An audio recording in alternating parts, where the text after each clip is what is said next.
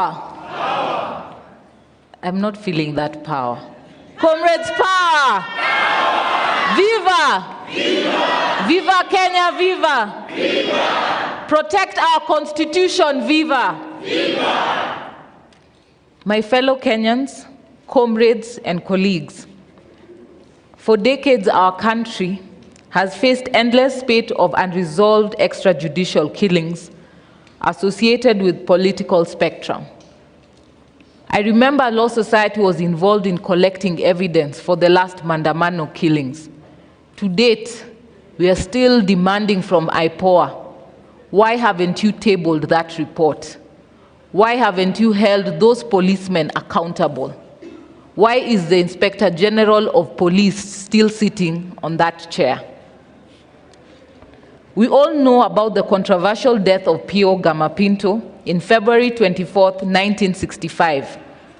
Very few will remember January 29, 1969, where Agwins Kodek, a pioneering Mau Mau lawyer, died in a car crash under mysterious circumstances. The families of Pinto and Agwins have never known justice, and the same fate befell Thomas Joseph Odhiambo Mboya on July 5, 1969.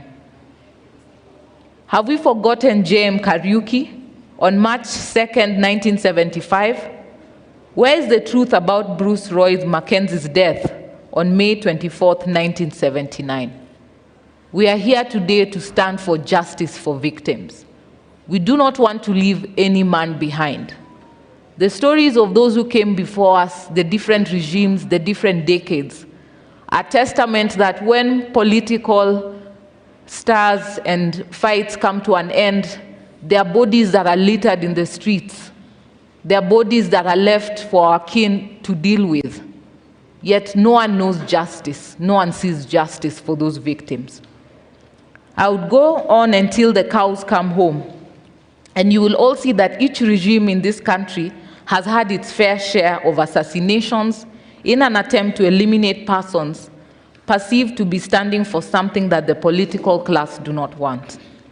Killing of innocent Kenyans on the streets started with Mzee Jomo Kenyatta on the dark Saturday of October 25th in 1969, when Jomo's visit to Kisumu turned bloody. We all know how many Kenyans died during the struggle for multi-party democracy under Moi's 24-year rule. Abductions, torture, and painful deaths did not start with this regime. The police have merely inherited the vice from generation to generation. And we are saying, does it stop in this generation? Yes. Does it stop in this generation? Yes. It must end in this generation. No more abductions, no more extrajudicial killings. President Mwai Kibaki presided over the worst tide of killings. We cannot forget about the 2007-2008 post-election violence. And we do not ever want to go back there. Uhuru Kenyatta too was no different, because every year the local newspapers reported how many people disappeared mysteriously in the hands of law enforcement agencies.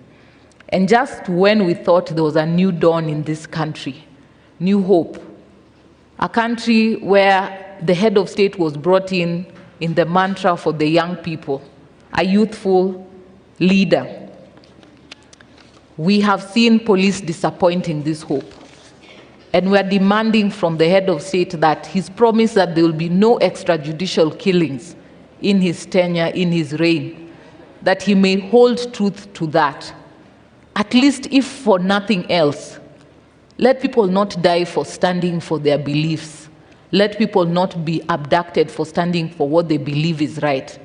And we are still demanding from him to ensure that all those who have been involved are arrested and prosecuted before our courts of law. The civil societies are struggling to put together the data of injured people, both from gunshots, crude weapons, and attempts to follow up on missing persons. We know that there are families that are still reeling in pain and anguish, and yet we want to move forward. We want to move forward, but we want to move forward with justice for everyone.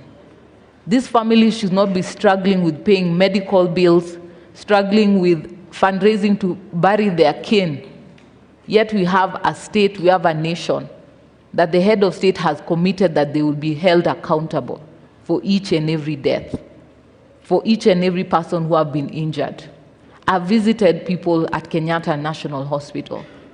Young men and women like you who now will never walk again. They have lost their hands. Where do they start? We cannot move on and forget them. For a nation to grow, we must move on together.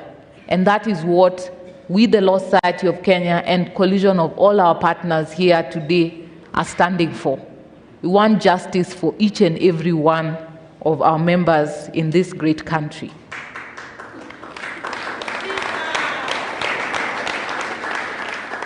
Fellow Kenyans, today we want us to begin a journey of truth and justice. Today we walk back the hands of time towards tracing the whereabouts of our missing brothers and sisters. Walk with me as we seek justice for our fallen heroes of the leaderless revolution. We are going to ensure that we give our family the hope to wake up every morning knowing that their son or daughter whose remains are buried in graves spread throughout this country are not in vain.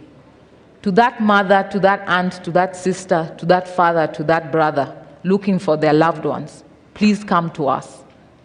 We have created a network of social and civil rights defenders working together to unravel these mysteries. Let this be the last time that Kenyans will take to the streets in peace, only for trigger-happy policemen to flood the same streets with their blood and walk scot-free. The plan is to set camp at almost every county that experienced police brutality during our protests. I want to raise my greatest appreciation for my different branch chairs all around the country that mobilized their members upon my request and call to go out to the different police stations all around the country.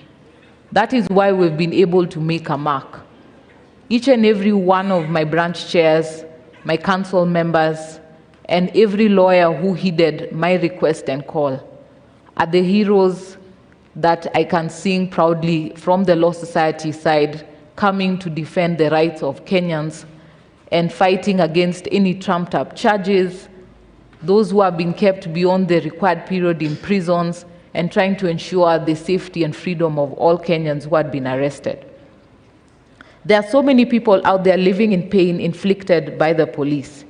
It could be mental health or just desolation. Please come out.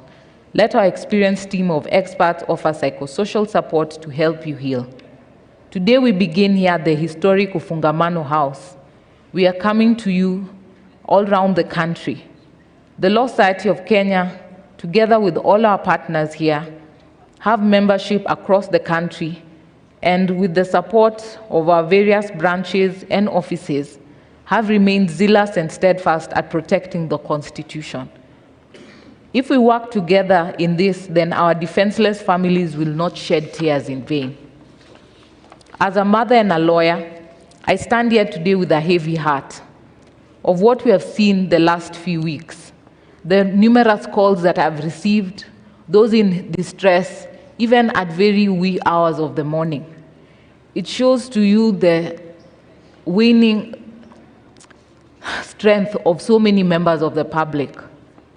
Though in fear, some struggling, some in despair, but yet our young generation are still coming out strongly and firmly, affirming that we are standing for accountability, transparency, we are fighting corruption.